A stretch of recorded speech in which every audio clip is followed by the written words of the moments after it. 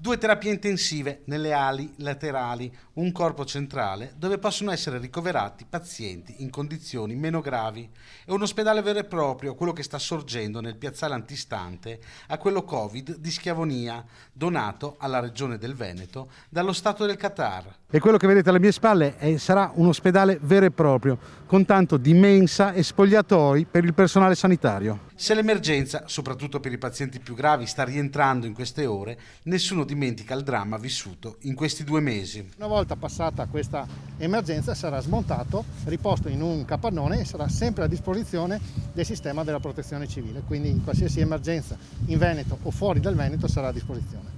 Ovviamente abbiamo disposto la logistica in modo tale da essere esattamente come in un ospedale normale, cioè non stretti ma come in un ospedale normale. Il montaggio dell'ospedale è in corso da martedì, al lavoro militari dell'esercito e dell'aeronautica, i vigili del fuoco, gli alpini, gli uomini della protezione civile regionale. In questo momento non serve, ma in caso di bisogno si studiano tempi e procedure. È la prima volta che lo montiamo, quindi come dicevo prima dobbiamo 1 imparare a montarlo. 2, scrivere la manualistica per chi poi dopo dovrà montarlo in futuro. Oggi non c'è una manualistica, è la prima volta che lo montiamo noi, la prima volta anche per il Qatar. 3, dobbiamo adeguare tutte quelle cose che non sono adeguate al nostro territorio, quindi l'impianto di riscaldamento, l'impianto elettrico,